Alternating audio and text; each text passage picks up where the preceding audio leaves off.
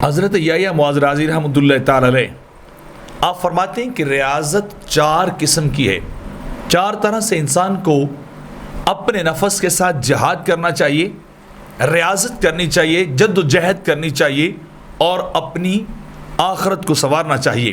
آپ فرماتے ہیں پہلی ریاضت یہ ہے کہ انسان اپنے کھانے میں کمی کر دے. قوت لا یموت، بقدر ضرورت اور بقدر زندگی.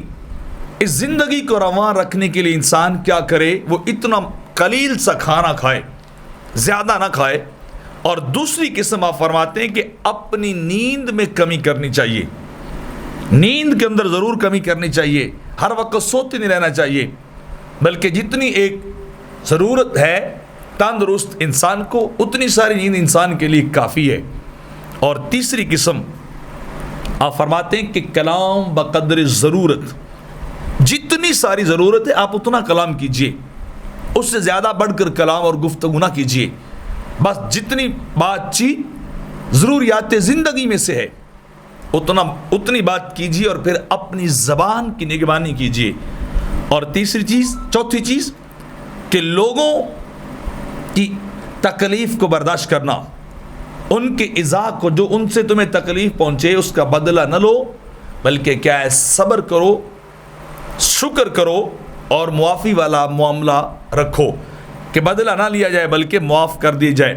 کیونکہ آپ فرماتے ہیں کہ کھانے کی کمی سے انسان کی شہوات کی موت واقع ہو جاتی ہے، انسان کی شہوت مر جاتی ہے، انسان کو سیکشل تھاٹس نہیں آتے، اس کے کیا ہے کہ یہ شہوات ختم ہوتی ہیں، خیالات پاکیزہ ہونے لگ جاتے ہیں.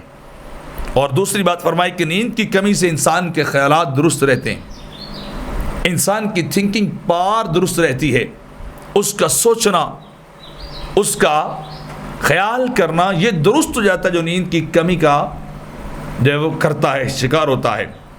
اور تیسری چیز کہ کلام کی قلت سے، کم گفتگو کرنے سے انسان آفات اور مصائب سے محفوظ رہتا ہے، عذاب سے انسان محفوظ رہتا ہے.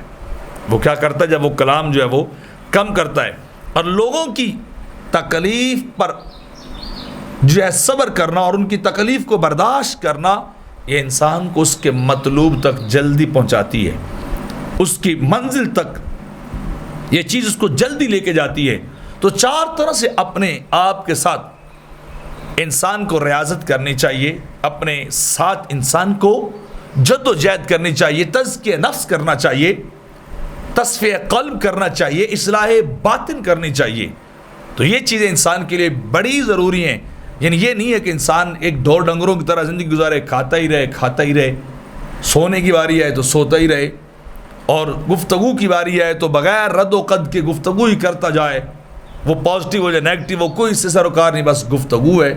اور لوگ جیسا کریں ان سے بدلے لے. تو یہ درست زندگی نہیں، درست زندگی وہ ہے جو ان چیزوں کے مطابق گزاری جائے.